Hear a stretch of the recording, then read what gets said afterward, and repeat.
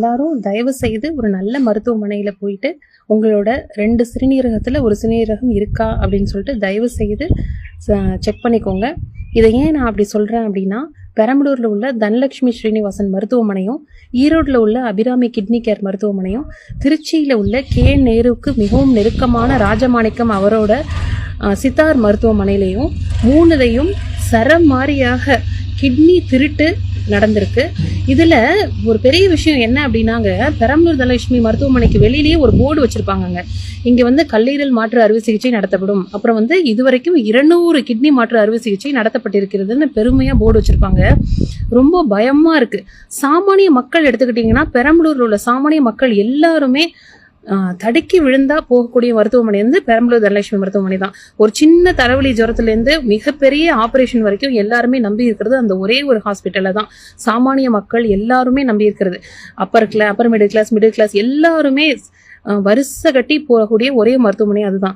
ஆனா அங்கேயே இப்படி ஒரு நம்பிக்கை துரோகம் மக்களுக்கு பண்றாங்க அப்படிங்கறது தெரிஞ்ச உடனே எல்லாருக்குமே ஒரு பயம் வருது. எந்த ஒரு மருத்துவமனையை பார்த்தாலும் யம தர்மராஜனோட அரண்மனை மாதிரியே தோணுதுங்க.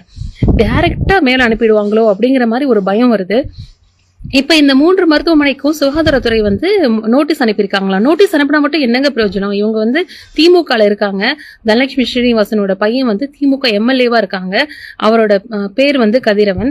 இவங்க எல்லாருமே சேர்ந்துகிட்டு இவங்க பொலிட்டிக்கல் இன்ஃபுளுன்ஸை பயன்படுத்தி தான் இவ்வளவு நாள் வந்து இவ்வளவு கொலைகளை நிறைய வந்து அவங்க மருத்துவ கல்லூரியில உள்ள தற்கொலைகளை வந்து மறைச்ச இவங்களுக்கு, பணத்தால அடிச்ச இவங்களுக்கு இதெல்லாம் ஒரு சாதாரண விஷயங்க. இதுல இவங்க என்ன பண்றாங்கன்னா, நாமக்கல், பள்ளிப்பாளையம் அந்த ஏரியால உள்ள பனியன் கம்பெனியில கைத்தறி இதுல வேலை பார்க்குற பெண்களை வந்து மூளைச்சலவை பண்ணி, நீங்க வந்து வட்டிக்கு கடன் வாங்கியிருக்கீங்க, உங்களோட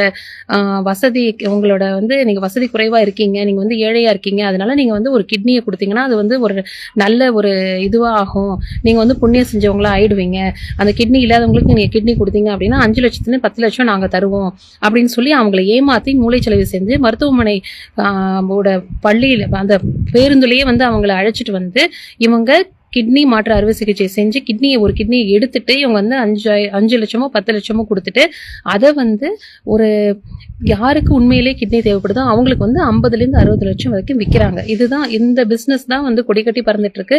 ஆரம்பத்துல சிறுவாச்சூர்ல மட்டும் ஆரம்பிச்ச தனலட்சுமி மருத்துவமனை வந்து அதுக்கப்புறம் துறையூர் அப்படின்னு நிறைய பிரான்சஸ் வந்து நிறைய தமிழ்நாடு முழுக்க பிரான்சஸ் இருக்கு. இப்ப இதெல்லாம் பார்க்கும்போது என்ன தெரியுது அப்படின்னா, உண்மையான மருத்துவர் யார், உண்மையான மருத்துவமனை நமக்கு எங்க இருக்கு அப்படிங்கிறது தோணுது. கிட்டத்தட்ட 12 வருஷமா பெரம்பலூர்ல வந்து அரசு மருத்துவமனை வரப்போகுது அப்படின்னு சொல்லிட்டு இருந்தாங்க. ஆனா அது வராம தடுத்ததே வந்து தனலட்சுமி ஸ்ரீனிவாசன் தான் அப்படிங்கிறதும் வந்து இன்னைக்கு வந்து வெளிச்சமாயிருக்கு. இதை வெளியிட்ட செய்தி ஊடகத்துக்கு ரொம்ப நன்றி. ஏன்னா பெரம்பலூர் மக்களுக்கும் இது ஒரு விழிப்புணர்வா இருக்கும். இனிமே அந்த ஹாஸ்பிட்டல் போகும்போது எல்லாரும் கொஞ்சம் பாதுகாப்பா ஒரு நல்ல ஒரு அச்ச உணர்வோட தான் போகணும். ஏன்னா நம்மளோட உடம்பு நம்மளோட உயிர் நமக்கு முக்கியங்க. இது வரைக்கும் அங்க இலவசம் அப்படின்னு சொல்லிட்டு இலவச முகாம் சொல்லிட்டு மணச்சநல்லூர்ல உள்ள மக்களுக்கு எல்லாமே இலவசம் தான், மருத்துவம் இலவசம். அப்புறம் மாசத்துக்கு ஒரு தடவை முகாம் போட்டுடுறாங்க. அவங்களும் கொஞ்சம் விழிப்புணர்வோட நடந்துக்கணும் அப்படிங்கிறதுக்காக தான் இந்த காணொலியை நான் பதிவிட்டேன். இதுல மெயினான ஏஜென்ட்டா புரோக்கரா ஒர்க் பண்ணது யாரு அப்படின்னா, திராவிட கழக பேச்சாளர் திராவிட ஆனந்தன் அப்படிங்கிற ஆள் தான். அவங்களையும் வந்து இப்ப வலை வீசி தேடிட்டு இருக்காங்களாம். அவங்க இந்நேரம் எங்க இருப்பாங்கங்க? கண்டிப்பா ஃபாரின் கூட போயிருக்கலாம். ஏன்னா அவங்கள பிடிச்சா ஒட்டுமொத்த உண்மையை வெளிவந்துரும் அப்படிங்கிற பட்சத்துல இவங்க வந்து அவங்கள கொன்னுடுவாங்க, இல்லாட்டி தலைமறைவா ஆக்கிடுவாங்க. அப்படியே போலீஸ்காரங்க கையில பிடிபடவே மாட்டாங்க. அவங்க அப்படியே கைது பண்ணாலும் அவங்க வந்து கொன்னுடுவாங்க. எந்த ஒரு உண்மையும் வெளியில வரவிட மாட்டாங்க. இப்ப இந்த 3 மருத்துவமனைக்கும் மக்கள் தயவு செய்து போகிறதுக்கு முன்னாடி யோசிங்க. விழிப்புணர்வா இருங்க மக்களே, பெரம்பலூர் வாசிகளே, தைரியமா இருங்க, விழிப்புணர்வா இருங்க. நல்லதே நடக்கும்.